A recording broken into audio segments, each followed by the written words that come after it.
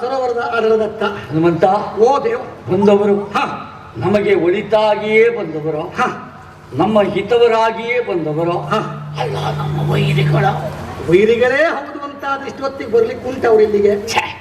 ಅಲ್ಲಿಯ ವ್ಯವಸ್ಥೆ ಮಾಡು ಅಂತ ಹೇಳಿದ್ದೆ. ಯಮನಾಲಯವನ್ನೇ ಸೇರ್ತಾ ಇದ್ರು. ನೀನು ಸೂರ್ಯನ ಮಗ, ಹೌದು, ಬಂದವರು ಸೂರ್ಯವಂಶದವರು. ಇವರು ಕಾರಣೀಕರುವುದಕ್ಕೆ ಅನುಮಾನ ಬೇಡ. ರಾಮ ಲಕ್ಷ್ಮಣ ದಶರಥನ ಮಕ್ಕಳು ಬಂದಿದ್ದಾರೆ ಇಲ್ಲಿಗೆ. ದಳಿಸುವುದು ತರವಲ್ಲ.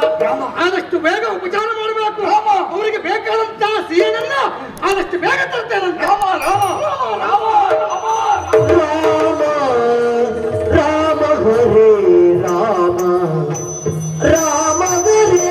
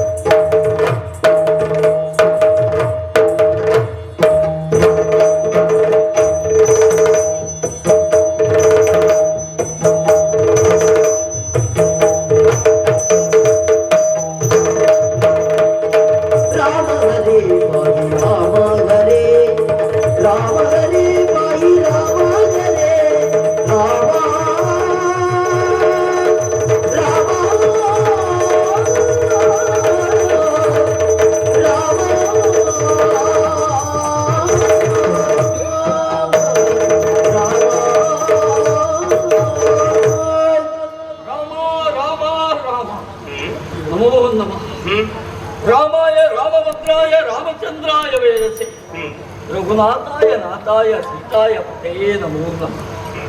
ಸೀತಾ ವಲ್ಲಭ ರಾಮ, ದಶರಥ ನಂದನ ರಾಮ, ಹೀಗೆ ಹಲವು ವಿಧದಲ್ಲಿ ಹಲವು ರೀತಿಯಲ್ಲಿ ಜನರೆಲ್ಲರೂ ನಿನ್ನನ್ನು ಕೊಂಡಾಡ್ತಾ ಇದ್ದಾರೆ ರಾಮ. ಇಲ್ಲಿಯವರೆಗೆ ನಿನ್ನ ಪಾದವನ್ನ ಬೆಳೆಸಿದ್ದಕ್ಕೆ ನಮ್ಮ ಬದುಕು ಎನ್ನುವುದು ಪಾವನವಾಗಿ ಹೋದಂತಹ ಅನುಭವ. ಈ ಋಷ್ಯಮುಖವೇ ಪಾವನವಾದಂತಹ ಅನುಭವ ನಮ್ಮ ಪಾಲಿಗೆ ಉಂಟಾಗಿದ್ದಂತೂ ಸತ್ಯೇ ಸತ್ಯ. ದೇವ, ಏನು ಬಂದಂತಹ ಕ್ಷಣದಲ್ಲಿಯೇ ಎಲ್ಲವರನ್ನೂ ಅಣಿಗೊಳಿಸಿ ನಿನ್ನ ಸೇವೆಗಾಗಿ ಸಿದ್ಧತೆಯಲ್ಲಿ ತೊಡಗಿದವನು ನಾನಿದ್ದೇನೆ. ಸಂತೋಷ. ರಾಮ ರಾಮ, ಏನು ಋಷ್ಯಮುಖ ಪರ್ವತದಲ್ಲಿ ನಿನ್ನನ್ನ ಕುಳ್ಳಿರಿಸಿ ನಿನಗೆ ಬೇಕಾದಂತಹ ವ್ಯವಸ್ಥೆಗಳನ್ನ ಮಾಡುವುದಕ್ಕೆ ಬೇಕಾದಂತಹ ಸಿಂಹಾಸನ ಎನ್ನುವುದು ನಮ್ಮಲ್ಲಿಲ್ಲ. ಬದಲಾಗಿ ಅದು ಕಾದ ಬಂಡೆಯ ಮೇಲೆ ನಿನ್ನನ್ನ ಕುಳ್ಳಿರಿಸುವಂತಹ ಪರಿಸ್ಥಿತಿ ನನ್ನ ಪಾಲಿಗೆ. ಬೇಸರ ಮಾಡಿಕೊಳ್ಳಬೇಡ. ನಿನ್ನ ಹೃದಯದಲ್ಲಿಯೂ ರಾಮನ ಕುರಿತಾಗಿ ಕಾವು ಒಂದು ಉಂಟು ಅಂತ ಹೇಳಿ ಆದ್ರೆ ಎಲ್ಲಿಯೂ ಕುಳಿತುಕೊಳ್ಳುತ್ತೇನೆ. ಹೌದಪ್ಪ. ಆದ್ರೆ ಬಂದಂತಹ ನಿನ್ನ ಮಾಯಿಗೆ ಸಿಹಿ ಹಣ್ಣನ್ನ ತಿನ್ನಿಸೋಣ ಎನ್ನುವ ಹಾಗೆ ಯೋಚನೆ ಮಾಡಿದ್ರೆ ನನಗೆ ಅದನ್ನ ಹುಡುಕಿಸಿ ತರುವುದಕ್ಕೆ ಈಗ ಆಗುವುದಿಲ್ಲ. ಇಲ್ಲೆಲ್ಲೋ ಹತ್ರ ಹುಳಿ ಮಾವಿನಕಾಯಿ ಉಂಟು, ಅದನ್ನೇ ಸಿಹಿ ಅಂತ ತೆಗೆದುಕೊಂಡು ನೀನು ತಿನ್ನಬೇಕು ರಾಮ. ನಿನ್ನ ಮನಸ್ಸು ಸಿಹಿ ಉಂಟಾದ್ರೆ ಆ ಹಣ್ಣು ನನಗೆ ಸಿಹಿ ಅಲ್ವೋ? ಜೊತೆಗೆ ನಿನ್ನ ಪಾದ ಸೇವೆಯನ್ನ ಬಿಡದೆ ನನಗೆ ಒಪ್ಪುವ ರೀತಿಯಲ್ಲಿ, ನನ್ನ ಮನಸ್ಸಿಗೆ ಸಮಾಧಾನವಾಗುವ ರೀತಿಯಲ್ಲಿ ಮಾಡುವುದಕ್ಕೆ ಮುಂದಾಗುತ್ತಾ ಇದ್ದೇನೆ. ಅದನ್ನೇ ಸೇವೆ ಎನ್ನುವ ಹಾಗೆ ಸ್ವೀಕರಿಸಿ ನನ್ನನ್ನು ಹರಸಬೇಕು, ಹಾರೈಸಬೇಕು. ಕಾರಣ ಮತ್ತೇನು ಅಲ್ಲ ಸ್ವಾಮಿ, ನಿನ್ನ ಕುರಿತಾಗಿ ಕೇಳಿದವರು ನಾವಿದ್ದೇವೆ. ಇಕ್ಷ್ವಾಕು ವಂಶದವರು. ಪ್ರಪಂಚದಲ್ಲಿ ಎಲ್ಲೆಲ್ಲಿ ಸೂರ್ಯ ರಶ್ಮಿ ಎನ್ನುವುದು ಬೀಳ್ತದೋ ಅಲ್ಲಿ ಎಲ್ಲವೂ ನಿಮ್ಮ ಆಡಳಿತ ಎನ್ನುವುದುಂಟು. ಅಲ್ಲಿ ಎಲ್ಲವುದಕ್ಕೂ ನೀವೇ ನ್ಯಾಯವನ್ನ ಕೊಡುವವರಿದ್ದೀರಿ. ಅಲ್ಲೆಲ್ಲ ಅನ್ಯಾಯ ಆದಲ್ಲಿ ಓದಿ ಪ್ರತಿಭಟಿಸುವಂತಹ ಕೇಳುವಂತಹ ಸಾಮರ್ಥ್ಯ ಹೊಂದಿದವರು ನೀವಿದ್ದೀರಿ. ದೇವರೇ, ಇಲ್ಲಿಯವರೆಗೆ ಬಂದವರು ನೀವು. ನನ್ನ ಮನಸ್ಸಿನಲ್ಲಿ ಇರುವಂತಹ ಅನೇಕ ಅಭಿಲಾಷೆಗಳನ್ನ ಹೇಳಿಕೊಳ್ಳಬೇಕು, ಅದನ್ನು ಈಡೇರಿಸಿಕೊಳ್ಳಬೇಕು ಎನ್ನುವಂತಹ ಹಂಬಲ. ಆದ್ರೆ ಎಲ್ಲವೂ ಬೇಡ, ಒಂದೆರಡು ಹೇಳ್ತೇನೆ. ಹಾಗಾಗಿ ನ್ಯಾಯವನ್ನು ಕೊಡುವಂತಹ ಮನಸ್ಸು ನಿಮಗಿದ್ದಿದ್ದೇ ಹೌದಾದ್ರೆ ನ್ಯಾಯವಾಗಿ ಈಕ್ಷಿಸಿ ಸಲಹೆ ಬೇಕು. ಒಳ್ಳೇದಾಯ್ತು, ಮೊದಲಾಗಿ ನೀನೇ ಹೇಳಿದ್ದು ಈಕ್ಷಿಸಿ ಸಲಹೆ ಬೇಕು ಅಂತ ಹೇಳಿದೆಯಲ್ಲ. ಪೀಠಿಕೆಯನ್ನು ಗಟ್ಟಿಯಾಗಿ ಹಾಕಿಕೊಂಡಿದ್ದಿ ನಮ್ಮ ವಂಶದ ಕುರಿತಾಗಿ. ಹೌದೌದು. ನಮ್ಮ ವಂಶದ ಹೆಗ್ಗಳಿಕೆಯನ್ನು ಎನ್ನುವುದನ್ನ ಸರಿಯಾಗಿ ತಿಳಿದವ ಅಂತ ಆದ್ರೆ ಸರಿಯಾದದ್ದನ್ನೇ ನನ್ನ ಮುಂದೆ ಪ್ರಸ್ತುತಪಡಿಸ್ತಿ ಅಂತ ನಿರೀಕ್ಷೆಯಲ್ಲಿದ್ದ. ನಮ್ಮ ಲೆಕ್ಕದಲ್ಲಿ ಸರಿಯಾದದ್ದು ಹೌದು. ನ್ಯಾಯ ಕೊಡುವವರು ನೀವಲ್ವ? ಹಾಗೆ ನ್ಯಾಯವಾಗಿ ಈಕ್ಷಿಸಿ ಸಲಹೆ ಬೇಕು. ಸ್ವಾಮಿ, ಏನು ಮಮ ಅಪೇಕ್ಷೆ ಹೇಳುವುದಕ್ಕೆ ಅವಕಾಶ ಉಂಟು? ಖಂಡಿತ ಹೇಳ. ಅನ್ಯಾಯ ಆಗಿದೆ ಸ್ವಾಮಿ.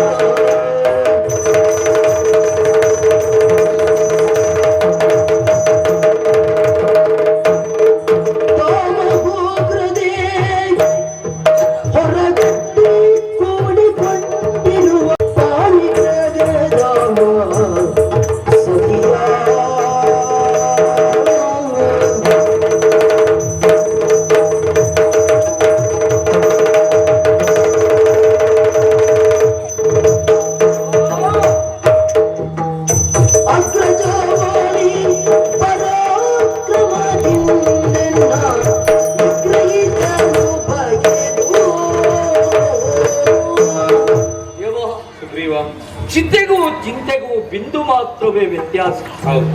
ಚಿತೆ ಎನ್ನುವುದು ಸತ್ತ ದೇಹವನ್ನು ಮಾತ್ರ ಸುಡ್ತದೆ. ಚಿಂತೆ ಬದುಕಿದ್ದವರನ್ನೇ ಸುಟ್ಟು ಹಾಕ್ತದೆ. ನನ್ನ ಪರಿಸ್ಥಿತಿ ಹಾಗಾಗಿದೆ ಸ್ವಾಮಿ. ಯಾಕೆ? ಕಾರಣ ಇಲ್ಲದೆ ಇಲ್ಲ. ಇಲ್ಲಿಯವರೆಗೆ ಬಂದಂತಹ ನಿಮ್ಮಲ್ಲಿ ನನ್ನ ನೋವನ್ನು ತೋಡಿಕೊಂಡ್ರೆ ನನ್ನ ಮನಸ್ಸು ಹಗುರಾಗಬಹುದು. ನೋವನ್ನು ಇನ್ನೊಬ್ಬರಲ್ಲಿ ಹೇಳಿಕೊಳ್ಬೇಕು ಎನ್ನುವ ಕಾರಣಕ್ಕಾಗಿ ಜೊತೆಗೆ ನಿಮ್ಮಲ್ಲಿಯೇ ಹೇಳಿಕೊಂಡ್ರೆ ಬೇಕಾದಂತಹ ನ್ಯಾಯ ಎನ್ನುವುದು ನನ್ನ ಪಾಲಿಗೆ ಸಿಗಬಹುದು ಎನ್ನುವಂತಹ ಧೈರ್ಯದ ಮೇಲೆ ನನ್ನ ಅಪೇಕ್ಷೆಯನ್ನು ಹೇಳಿಕೊಡ್ತಾ ಇದ್ದೇನೆ. ಸರಿ ಸ್ವಾಮಿ, ಏನು ಹೊರಗಿನ ಶತ್ರುಗಳಾದ್ರೆ ಹೇಗಾದ್ರೂ ನಿಗ್ರಹಿಸಬಹುದು. ಆದ್ರೆ ಹಿತಶತ್ರುಗಳು, ಒಳಗಿನ ಶತ್ರುಗಳದ್ದೇ ತೊಂದರೆ ಅಂತ ಆದ್ರೆ ಏನ್ ಮಾಡುದು ಹೇಳಿ? ನಮ್ಮವರದ್ದೇ ಆದ್ರೆ ಬಹಳ ಕಷ್ಟ. ಅದು ನಮ್ಮ ಮನೆಯವರಾದ್ರೆ ಬಹಳಷ್ಟು ಕಷ್ಟ. ಬಹಳ ಕಷ್ಟ. ನನ್ನ ಕಣ್ಣೀರಿಗೆ, ನನ್ನ ನೋವಿಗೆ, ನನ್ನ ಈ ಹೊತ್ತಿನ ಪರಿಸ್ಥಿತಿಗೆ ಬಿಸಿ ತುಪ್ಪದ ಹಾಗೆ ನುಂಗ್ಲಿಕ್ಕಾಗುವುದಿಲ್ಲ, ಆಗುವುದಿಲ್ಲ. ಆ ರೀತಿಯಾದಂತಹ ಪರಿಸ್ಥಿತಿಗೆ ಬಂದು ತಲುಪಿದವನ. ಹೌದಾ? ಬೇರೆ ಯಾರಿಂದಲೂ ತೊಂದರೆ ಅಲ್ಲವೇ ಅಲ್ಲ, ಮತ್ತೆ ನನ್ನ ಅಣ್ಣನಿಂದಲೇ ಈ ರೀತಿಯಾದಂತಹ ಸಮಸ್ಯೆ. ಅಣ್ಣ? ಅಣ್ಣ? ನಿನಗೂ ಒಬ್ಬ ಅಣ್ಣ ಇದ್ದಾನಾಗಲ್ಲ? ಹೌದಲ್ವಾ ಯಾರವ? ಸ್ವಾಮಿ, ನನ್ನ ಅಣ್ಣ ವಾಲಿ ಎನ್ನುವ ಹಾಗೆ. ವಾಲಿ? ಹೌದು.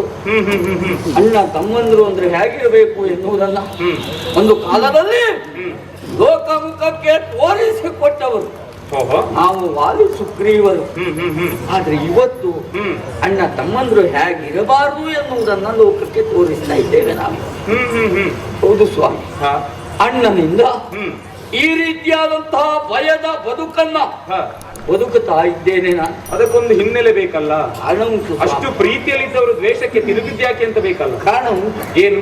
ನನ್ನನ್ನು ಬಿಟ್ಟು ಅವ ಇಲ್ಲ, ಅವನನ್ನು ಬಿಟ್ಟು ನಾನಿಲ್ಲ ಎನ್ನುವಂತಹ ಪರಿಸ್ಥಿತಿಯಲ್ಲಿ ಒಮ್ಮೆ ಮಾಯಾವೇ ಎನ್ನುವಂತಹ ರಕ್ಕಸ ನಮ್ಮ ನಾಡಿಗೆ ಬಂದ.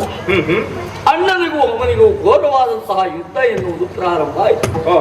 ಯುದ್ಧದ ಪ್ರಾರಂಭದಲ್ಲಿ ಅಣ್ಣನಂತೆ ಮೇಲುಗೈ ಆಗಿತ್ತು. ಆ ಮೇಲುಗೈಯಾದಂತಹ ಸಂದರ್ಭದಲ್ಲಿ ಆ ರಕ್ಕಸ ಹೆದರಿ ಓಡಿ ಹೋಗುವುದಕ್ಕೆ ಪ್ರಾರಂಭ ಮಾಡಿದ. ಪುರದಿಂದ ಹೊರಗೆ ಓಡಿ ಬಂದಂತಹ ವೈರಿಯನ್ನ ಬಿಡಬಾರದು ಎನ್ನುವ ಕಾರಣಕ್ಕಾಗಿ ಅಣ್ಣನು ಅವನನ್ನ ಬೆನ್ನಟ್ಟಿ ಹಿಂದೆ ಓಡಿದ. ಹೌದು. ಸರಿ. ಯುದ್ಧದ ಫಲಿತಾಂಶ ಏನಾಗ್ತದೆ ಎನ್ನುವುದನ್ನ ನೋಡಬೇಕು ಎನ್ನುವ ಸಲುವಾಗಿ ಇವರಿಬ್ಬರ ಬೆನ್ನ ಹಿಂದೆ ನಾನು ಓಡಿದೆ. ಅಣ್ಣನನ್ನು ಬಿಟ್ಟು ನೀನಿರುವವನಲ್ಲ? ಹೌದೌದು. ಓಡಿ ಓಡಿ ಓಡಿ ಓಡಿ ಒಂದು ಗುಹೆ ಒಳಗೆ ಆ ಮಾಯಾವಿ ಎನ್ನುವಂತಹ ರಕ್ಕಸ ಪ್ರವೇಶ ಮಾಡಿದ. ಆ ಮಾಯಾವಿ ಹೋದ ತಕ್ಷಣದಲ್ಲಿ ನಮ್ಮ ಅಣ್ಣನೂ ಅವನ ಬೆನ್ನಟ್ಟಿ ಹೋದ. ನಾನು ಗುಹೆ ಒಳಗೆ ಹೋಗಲಿಲ್ಲ. ಯಾಕೆ? ಅದು ಅಲ್ಲ ವಿಚಾರ ಏನು ಅಂತ ಗೊತ್ತಾಗ್ತದಲ್ಲ ಒಂದು ಸ್ವಲ್ಪ ಹೊತ್ತಿನಲ್ಲಿ. ಹೊರಗಡೆಗಿದ್ರೆ ಸಾಕು ಎನ್ನುವ ಹಾಗೆ ಸ್ವಲ್ಪ ಹೊತ್ತಿನ ಮೇಲೆ ಕಾಡಾಕಾಡಿಯಾಗಿ ಹೋರಾಟವಾಗುತ್ತಿರುವ ಸ್ವಲ್ಪ ಹೊತ್ತಿನಲ್ಲಿ ಅಯ್ಯೋ ಅಯ್ಯೋ ಎನ್ನುವಂತಹ ಬೊಬ್ಬೆ ಕೇಳಿ ಬಂತು. ನಾನು ಲೆಕ್ಕ ಹಾಕಿದೆ, ಹೇಗೂ ಮಾಯಾವಿ ಸತ್ತ, ಅಣ್ಣ ಹೊರಗೆ ಬರ್ತಾನೆ ಅಲ್ವಾ ಎನ್ನುವ ರೀತಿಯಲ್ಲಿ. ಆದ್ರೆ ಒಂದು ಏನು ಕೇಳುವಾಗ ಧ್ವನಿ ಅಯ್ಯೋ ಅಯ್ಯೋ ಅಂತ ಕೇಳಿದ್ದು ನಮ್ಮ ಅಣ್ಣನ ಧ್ವನಿ ಕೇಳಿ.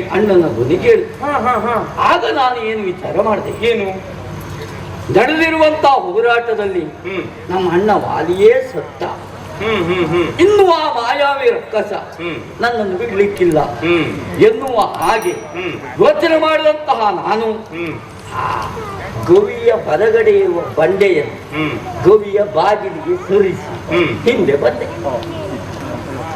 ಅಲ್ಲ, ಪ್ರಶ್ನೆ ಹುಟ್ಟುಕೊಳ್ಳುತ್ತದೆ. ಏನು? ನಿನ್ನ ಅಣ್ಣ ಪರಾಕ್ರಮಿ ಅಂತ ಹೇಳಿದೆ ಮೊದಲು. ಹೌದು, ಇಬ್ರು ಪರಾಕ್ರಮಿಗಳು. ಹೌದು. ಆದ್ರೆ ಅಣ್ಣನಿಗಿಂತ ಮಿಗಿಲಾದ ಪರಾಕ್ರಮ ಉಳ್ಳಂತಹ ಮಾಯಾವಿ ವಾಲಿಯನ್ನೇ ಕೊಂದವ. ನೀನಿಟ್ಟು ಬಂಡೆ ತೆಗಿಲಿಕ್ಕೆ ಆಗುದಿಲ್ಲ ಅಂತ ಹೇಳಿ. ಬಂಡೆ ತೆಗಿಲಿಕ್ಕೆ ಆಗುವುದಿಲ್ಲ ಅಂತ ಹಾಗೆ ಮಾಡಿದ್ದಲ್ಲ ನಾನು. ಮತ್ತೆ ಬಂಡೆ ತೆಗೆಯುವಲ್ಲಿ ಸ್ವಲ್ಪ ಹೊತ್ತು ಕಾಲಾವಕಾಶ ಬೇಕಾಗ್ತದ. ನೀನು ಹಿಂದಿರುಗಿ ಬರ್ಲಿಕ್ಕೆ ಆಗುತ್ತದೆ. ಅಲ್ಲಿವರೆಗೆ ಓಡ್ಲಿಕ್ಕೆ ಬಂದು ನಮ್ಗೆ ಅವಕಾಶ ಉಂಟಲ್ಲ. ಸರಿ ಸರಿ ಸರಿ ಎನ್ನುವ ಹಾಗೆ ಬಂಡೆಯನ್ನ ಆ ಬಾಗಿಲಿಗೆ ಮುಚ್ಚಿ ಕಿಷ್ಕಿಂದೆಗೆ ಬಂದು. ಮತ್ತೆ ಇನ್ನೊಂದುಂಟು, ಮಂಗ ಎಲ್ಲಾದ್ರೂ ಒಂದು ಬಂಡೆಯನ್ನು ಇಟ್ಟದ್ದೇ ಹೋದಾದ್ರೆ ಆ ಮಂಗನ ಜಾತಿಯವರೇ ಅದನ್ನ ತೆಗಿಲಿಕ್ಕೆ ಹೋಗಬೇಕು, ಬಿಟ್ರೆ ಇನ್ನೊಬ್ಬರ ಹತ್ರ ಆಗುದಿಲ್ಲ ಅಲ್ವಾ. ಒಂದು ಸಣ್ಣ ಉದಾಹರಣೆ ಕೊಡಬೇಕು. ಕಪಿ ಮುಷ್ಟಿ ಅಂತ ಹೇಳುವುದು ಯಾವುದಕ್ಕೆ? ಯಾಕೆ? ಮತ್ತೆ ಒಂದು ಆಡುವ ಭಾಷೆಯಲ್ಲಿ ಹೇಳಬೇಕು ಅಂತಾದ್ರೆ ತೆಂಗಿನ ಮರದಿಂದ ಇಳಿಸಿದಂತಹ ಸೀಯಾಳ, ಆ ಸೀಯಾಳಕ್ಕೆ ಒಂದು ತೂತನ್ನ ಕೊರೆದು ಮಂಗಳದ ಹತ್ತಿರ ಇಡುದು. ಅದನ್ನು ತೆಗಿಬೇಕು, ಒಳಗುಂಟು ಅಂತ ಕೈ ಹಾಕುತ್ತದೆ, ಕೈಯನ್ನು ಬಿಡಿಸ್ತದೆ. ಅದು ತೆಗಿಲಿಕ್ಕೆ ಹಿಂತಿರುಗಿ ತೆಗಿಲಿಕ್ಕೆ ಬರುವುದಿಲ್ಲ. ಆಗುವುದಿಲ್ಲ. ಅದನ್ನ ಹೇಗೆ ತೆಗಿಬೇಕು ಅಂತ ಅದು ಗೊತ್ತಿಲ್ಲ. ಹಾಗೆ ಅದೇ ರೀತಿಯಲ್ಲಿ ಮಂಗ ಇಟ್ಟಂತ ಬಂಡೆ ಮಂಗನೇ ತೆಗಿಬೇಕು ಅಲ್ವಾ? ಒಳ್ಳೆ ಹಾ. ಒಳ್ಳೆ ಆಲೋಚನೆ. ಹಾಗೆ ಹಿಂತಿರುಗಿ ಬಂದಂತಹ ನಾನು ಅಣ್ಣ ಹಾಗೂ ಇನ್ನು ಬರುವುದಿಲ್ಲ ಎನ್ನುವ ಕಾರಣಕ್ಕಾಗಿ ಕಿಷ್ಕಿಂಧೆಯ ಆಡಳಿತ ಸೂತ್ರವನ್ನ ನಾನು ವಹಿಸಿಕೊಂಡು ಸಿಂಹಾಸನದಲ್ಲಿ ಆರೂಢನಾದೆ. ಕುಳಿತುಕೊಂಡ್ಯಾ? ಅಲ್ಲಿಯೊಳಗೆಲ್ಲ ಅವನು ಉತ್ತರ ಕ್ರಿಯೆ ಮುಗಿಸಿದ್ಯಾ? ಅಲ್ಲ, ಕ್ರಿಯೆಯನ್ನು ಮಾಡ್ಲಿಕ್ಕೆ ಹೋಗಿ ಬಂದ ಕೂಡಲೇ ಕುಳಿತೆ. ಹೌದು. ಸರಿ ಸರಿ ಸರಿ. ಬಂದ ಕೂಡಲೇ ಕುಳಿತೆ. ಕುಳಿತು ಒಂದು ಸ್ವಲ್ಪ ದಿವಸದ ಮೇಲೆ ಈ ಮಾಯಾವು ಬರಲೇ ಇಲ್ಲ. ಸ್ವಲ್ಪ ದಿವಸದ ಮೇಲೆ ಅಣ್ಣ ಬಂದ ಸಿಂಹಾಸನದ ಮೇಲೆ ಕುಳಿತುಕೊಂಡಂತಹ ನನ್ನನ್ನು ರಟ್ಟೆ ಹಿಡಿದು ಎಳೆದು ಬೀಸಾಡಿ. ಅವ ಸಾಯಲಿಲ್ಲ ಹಾಗಾದ್ರೆ? ಸತ್ತವ ಮಾಯ. ಸತ್ತವ ಮಾಯ ಆಗ್ಲಿ. ಬಂದು ನಿನ್ನನ್ನೇ ಎಬ್ಬಿಸಿದ್ದು? ನನ್ನನ್ನೇ ಎಬ್ಬಿಸಿದ್ದು ಮಾತ್ರ ಅಲ್ಲ ಸ್ವಾಮಿ, ಮತ್ತೆ ನನ್ನ ಮಡದಿಯನ್ನು ಅವನೊಟ್ಟಿಗೆ ಇರಿಸಿಕೊಂಡಿದ್ದಾನೆ. ನಿನ್ನ ಹೆಂಡತಿಯನ್ನು ಅವನೊಟ್ಟಿಗೆ ಇರಿಸಿಕೊಂಡಿದ್ದಾನೆ? ಹೌದೌದು. ರೂಮೆಯನ್ನು ಅವನೊಟ್ಟಿಗೆ ಇರಿಸಿಕೊಂಡಿದ್ದಾನೆ. ಆಡಳಿತ ಅವನೇ ನಡೆಸ್ತಾ ಇದ್ದಾನೆ. ಈಗ ನಿನ್ನನ್ನು ಅಲ್ಲಿಂದ ಹೊರಗೆ ಹಾಕಿ ನನ್ನನ್ನು ಅಲ್ಲಿಂದ ಹೊರಗೆ ಹಾಕಿದ. ಎಲ್ಲಿಯೂ ಸ್ಥಳ ಇಲ್ಲದೆ ಅಲ್ಲಿ ಇಲ್ಲಿ ಇಲ್ಲಿ ಅಲ್ಲಿ ಅಲದಾಡಿ ಈ ಋಷ್ಯಮುಖ ಪರ್ವತಕ್ಕೆ ಬಂದು ಕುಳಿತಿದ್ದೇನೆ ಸ್ವಾಮಿ. ಇಲ್ಲಿ ಬಂದು ಕುಳಿತಿದ್ದಿ ಅಂತ ಹೇಳ್ತಿ. ಹಿನ್ನೆಲೆಯನ್ನು ನಿನ್ನ ಅವಲೋಕಿಸಿ ನೋಡಿದ್ರೆ ಸಾಮಾನ್ಯದವನಲ್ಲ ನೀನು. ಒಂದು ರೀತಿಯಲ್ಲಿ ನಮ್ಮಿಬ್ಬರಿಗೆ ಸಂಬಂಧ ಉಂಟು. ಹೌದು. ಸೂರ್ಯ ವಂಶ ಜನ, ಸೂರ್ಯನ ಪುತ್ರ ನೀನ್. ಹೌದಾ? ನಮ್ಮಿಬ್ಬರಿಗೆ ಒಂದು ರೀತಿಯ ಸಂಬಂಧ ಉಂಟು. ದೇವಲೋಕದವರೆಲ್ಲ ನೀನು ನೋಡಿ, ದೇವತೆಗಳೆಲ್ಲ ನಿನಗೆ ಗೊತ್ತುಂಟು. ನಿನಗೆ ಆದಂತಹ ಅನ್ಯಾಯವನ್ನ ಆ ದೇವತೆಗಳಲ್ಲಿ ಒಮ್ಮೆ ತೋಡಿಕೊಳ್ಬಹುದಿತ್ತಲ್ಲ. ಹೇಳಿದ್ರೆ ಸಮಸ್ಯೆ ಉಂಟು ಸ್ವಾಮಿ. ದೇವತೆಗಳು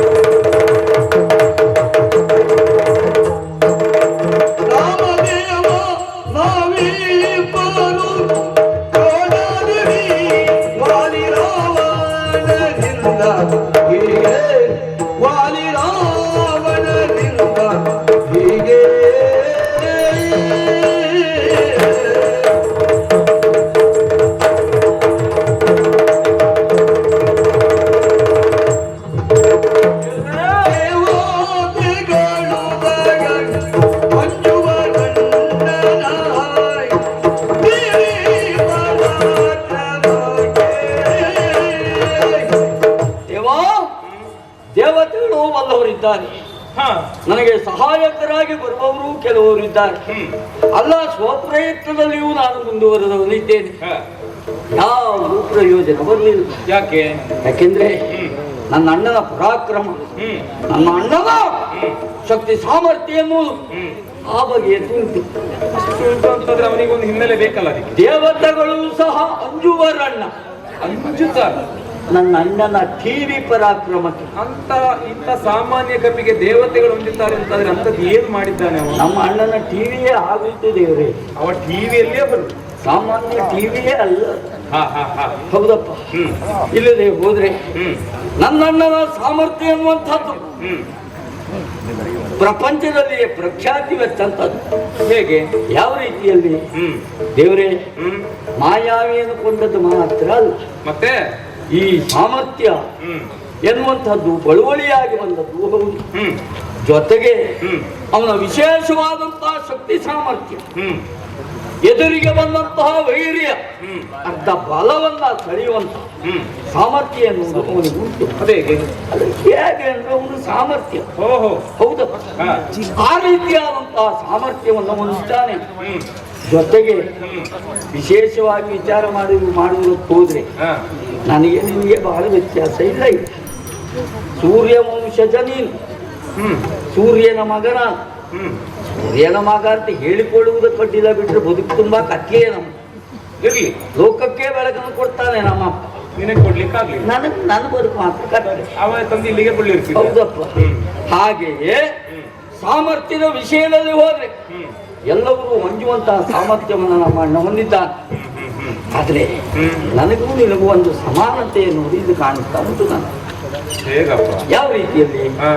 ನಾನು ಕೂಡ ನನ್ನ ಹೆಂಡತಿಯನ್ನು ನನ್ನ ಅಣ್ಣನ ದೆಸೆಯಿಂದ ಕಳೆದುಕೊಂಡಿದ್ದೇನೆ. ಹೌದು. ನಿನಗೂ ರಾವಣನಿಂದ ನಿನ್ನ ಹೆಂಡತಿ ಇಲ್ಲ. ಹೌದಾ? ನಿನಗೂ ಹೆಂಡತಿ ಇಲ್ಲ, ನನಗೂ ಹೆಂಡತಿ ಇಲ್ಲ. ಹೆಚ್ಚು ಕಡಿಮೆ ಒಂದು ಸಮಾನ ದುಃಖಿಗಳ ಸಾಲಿಗೆ ನಾವಿಬ್ಬರು ಸೇರಿದ್ದೇವೆ. ಒಟ್ಟು ನಮ್ಮಿಬ್ಬರದ ಒಂದು ಸಂಘ ಆಗುತ್ತದೆ ಅಲ್ವಾ? ಹಾಗಾಗಿ ಅಂತಹ ಸಮಾನ ದುಃಖಿಗಳು ನಾವಾದ ಕಾರಣದಿಂದ ಒಂದು ಹೊಂದಾಣಿಕೆ ಉಂಟು. ಮುಂದಿನ ಭವಿತವ್ಯದಲ್ಲಿ ಏನಾದ್ರೂ ಒಂದು ಉದ್ಧಾರ ಮಾಡಿ ಅಂತ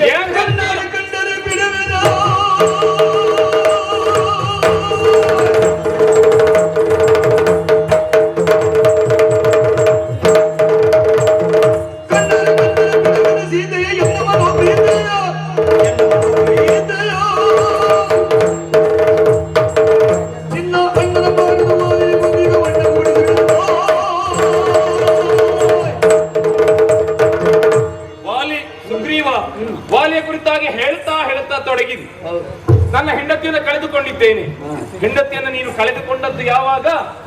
ಕಣ್ಣೆದುರಿಗೆ ನೀನು ಇರುವಂತಹ ಹೊತ್ತಿಗೆ ನಿನ್ನನ್ನು ಒದೆದ, ನಿನ್ನನ್ನು ತುಳಿದು ಹೊರಗೆ ಹಾಕಿದ ಹೆಂಡತಿಯನ್ನು ಇರಿಸಿಕೊಂಡ.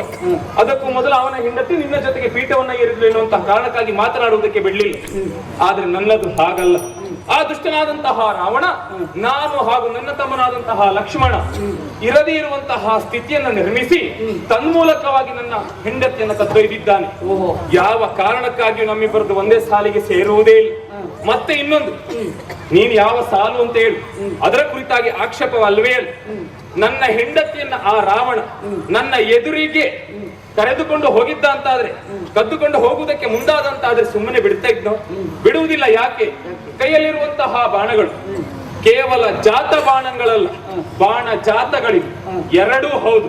ಇದನ್ನ ಪ್ರಯೋಗಿಸಿದ್ದೇ ಹೌದು ಅಂತ ಹೇಳಿ ಆದ್ರೆ ಆ ರಾವಣನನ್ನು ಅಲ್ಲಿಯೇ ಕೊಂದು ಪುನರಪಿ ಸಮುದ್ರ ಸ್ನಾನವನ್ನ ಮಾಡಿ ನನ್ನ ಬತ್ತಳಿಕೆಯನ್ನು ಸೇರುವಂತಹ ವಿಶಿಷ್ಟವಾದಂತಹ ಬಾಣಗಳನ್ನ ಹೊಂದಿದವ.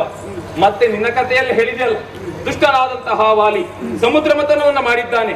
ಆ ಕಾರಣದಿಂದಲೇ ಅವನಿಗೆ ದೊರಕಿದಂತಹ ಕಾಂಚನಮಾಲೆಯೋ ದೇವತೆಗಳು ಹೆದರುತ್ತಾರೆ ಎನ್ನುವುದಾಗಿ ಕಥೆಯನ್ನ ಹೇಳುತ್ತಿ.